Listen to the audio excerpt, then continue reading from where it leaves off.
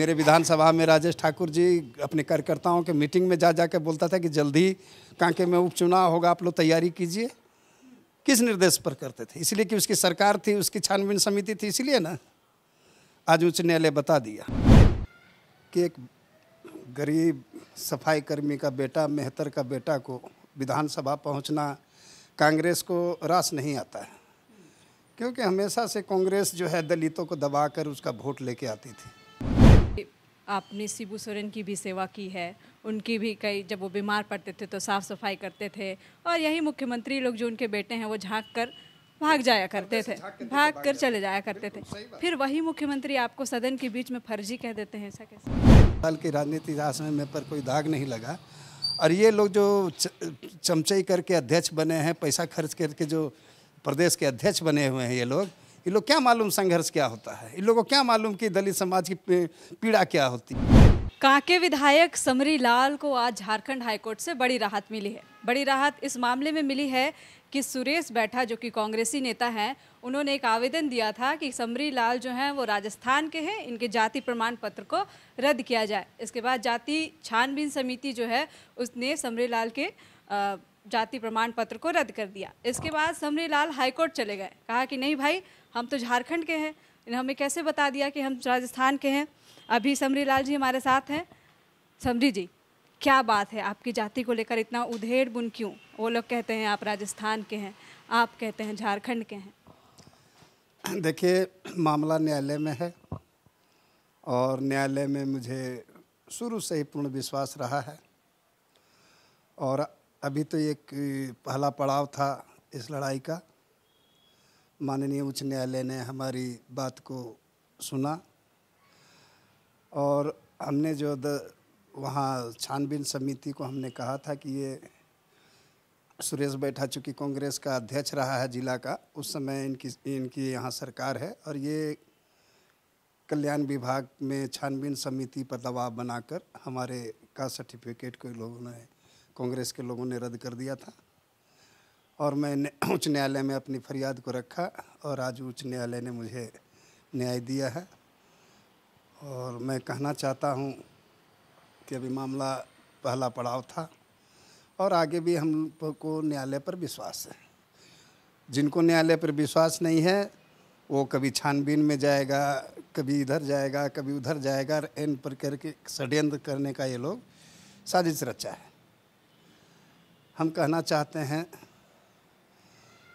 कि एक गरीब सफाई कर्मी का बेटा, मेहतर का बेटा को विधानसभा पहुंचना कांग्रेस को रास नहीं आता है, क्योंकि हमेशा से कांग्रेस जो है दलितों को दबाकर उसका वोट लेके आती थी। लेकिन आज एक मेहतर का, एक वाल्मीकि समाज के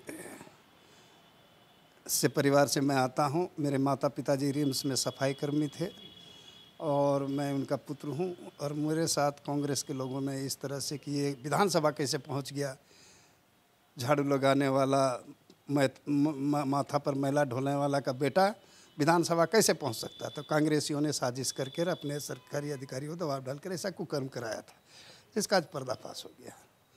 और इतना ही नहीं, मैं माननीय मुख्यमंत्री से कहना चाहता हूं कि आप शीतकालीन सत्र में जो आप मुझे कहा था कि एक फर्जी विधायक विधानसभा में बैठा है, तो जो माननीय उच्च न्यायालय का जो फैसला आया है, इसके आयाम में उनको विधानसभा में सार्वजनिक रूप से माफ़ी मांगनी चाहिए या अपने शब्द को वापस लेना चाहिए। इससे पहले समरी जी, आप राजद में थे, फिर आप जेएमएम में आए, कई बार उनकी पार्टी की तरफ से चुनाव लड़ा, फिर आप बीजेपी में आ गए।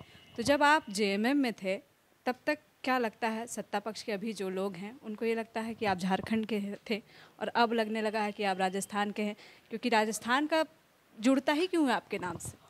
देखिए, हमारे बहुत पूर्वज 150 साल 200 साल से यहाँ हैं। आपको मालूम होगा कि 1899 में और 1900 में राजस्थान में एक अकाल पड़ा था, छपास अकाल, बहुत भयंकर अकाल, जिसमें बहुत सारे लोग प्लान किए और अंग्रेज़ों ने हमारे सफाई काम करने के लिए यहाँ पर लोगों को बसाया था। आज भी मेरे उस समय का बसा हुआ किशोरगंज में, वाल्मीकि नगर में भी हमारे सारा खानदान परिवार सब लोग हैं।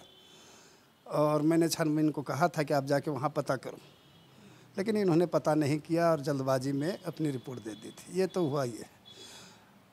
देखिए राजस्थान, ये मामला अभी कोर्ट में चल ही रहा है, न्याय वहाँ होगा, इसलिए बहुत सी बातें हम आपको सार्वजनिक रूप से नहीं बोल सकते हैं, लेकिन इतना ज़रूर बोल सकते हैं कि हम 6 चुनाव लड़े, 3 चुनाव जनता दल और राष्ट्रीय जनता दल से लड़े, 2 चुनाव जेएमएम से लड़े, जिसमें 2005 में कांग्रेस हमको समर्थन की थी कि हमारे अगेंस्ट में कोई कैंडिडेट नहीं लड़ाया।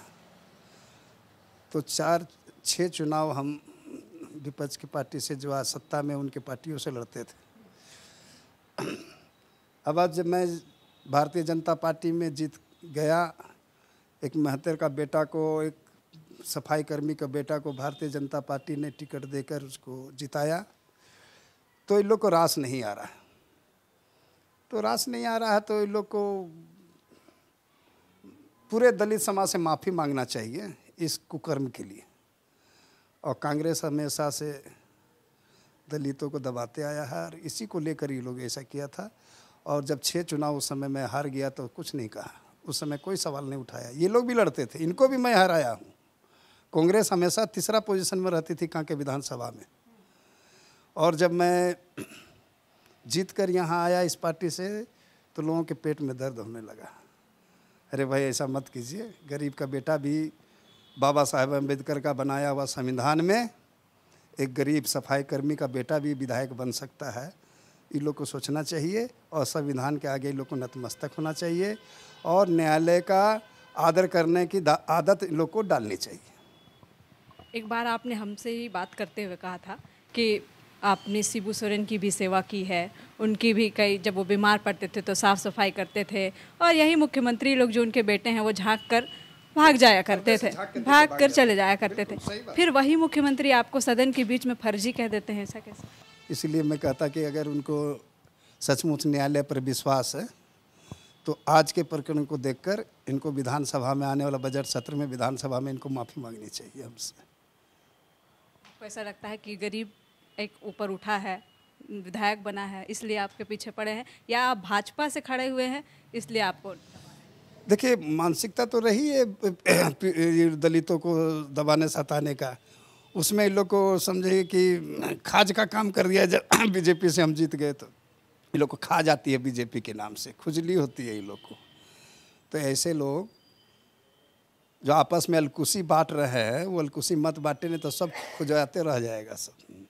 उसमें राजेश ठाकुर जी, मेरे विधानसभा में राजेश ठाकुर जी अपने कार्यकर्ताओं के मीटिंग में जा कर बोलता था कि जल्दी कांके में उपचुनाव होगा, आप लोग तैयारी कीजिए। किस निर्देश पर करते थे? इसलिए कि उसकी सरकार थी, उसकी छानबीन समिति थी, इसलिए ना।